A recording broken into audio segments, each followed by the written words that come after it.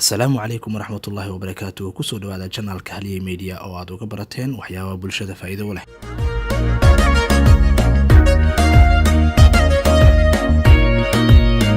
Maanta waxaan baran doonaa sida loo save gareeyo dukumeenti Microsoft Word 2016 ah. Si aad u save gareyso dukumeentiga waxaa ku dhufanaysaa haddii aad doonto save shortcut ahaan waxaad taaban kartaa Ctrl S. waxaa kale oo aad samayn kartaa file kadibna save markii aad dhahdo wuxuu ku siinayaa back endigan ayuu ku siinayaa kaasoo aad ka dooran karto dukumeentiga meesha aad ku save gareynayso. For example, haddii aan dhaho browse si aan u soo furo meesha aan dhigayo dukumentigayga, kadibna waxaan dooran karaa meel alaala meesha aan doono. Hadda sida asal ahaanta ah wuxuu ii dhigayaa documents, magaca igu qoranna waa kana. Waa title-kii ugu horreeyay magaciisa automatic soo qaatay. Haddii aad doontana waa bedeli kartaa. kaliya waxaan ku sameynaa talooyin save leh. Dukumentiga sida ayuu ku save gareysaya. Mar alaala markii aad doonto oo wax ka bedesho ama aad wax ku darto, kaliya waxaad taabanaysaa save ama waxaad taaban kartaa Ctrl S. si automatic ayuu ku save gareynayaa. Mar kalena ma ku weydiinayo sidii hadaayo oo kale tood meesha aad dhigayso dooro kuma dhahayo ilaa already waa lagu dhigay waana ku save gareysan yahay.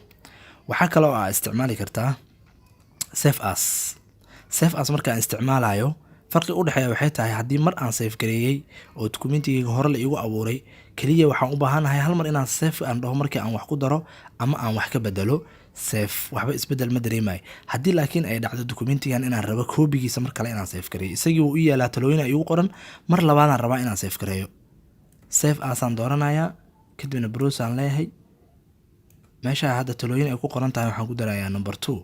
waxay noqon doonaan laba dukumenti oo kala madax banaan. kii horena talooyin ayaa igu qornaa, kanna waxaa igu qoran talooyin laba ayaa igu qoran. waxaa kale oo aad dhici karto inaad u baahato dukumentigaaga inaad ka dhigtid PDF waa taqaanaan, waa portable document file.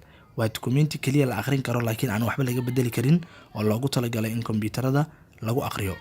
haddii aan doono inaan ku save gareeyo PDF, waxaan leeyahay save as, kadibna waxaan dooranayaa browse. meeshaan hadda ay igu qoran tahay save as type ayaan soo furayaa, kadibna waxaan ka dooran doonaa PDF ayaan ka dooranayaa.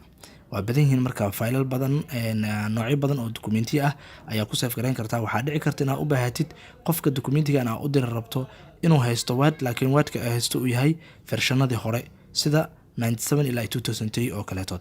kanaad markaas dooranaysaa waa ku save gareynaysaa. haddii aad PDF rabtidna waxaad dooran doontaa PDF, kadibna waxaad leedahay save. dukumentigaaga wuxuu noqon doonaa PDF ayuu noqon doonaa dukumentigaaga.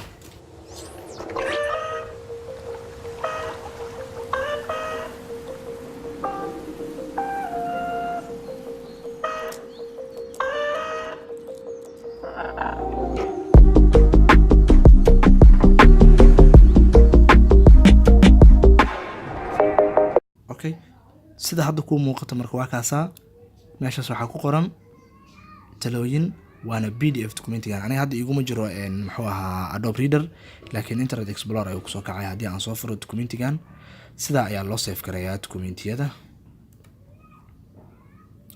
cashirkeena maanta meesha ayuu noogu egyahay. waad ku mahadsantihiin daawashada.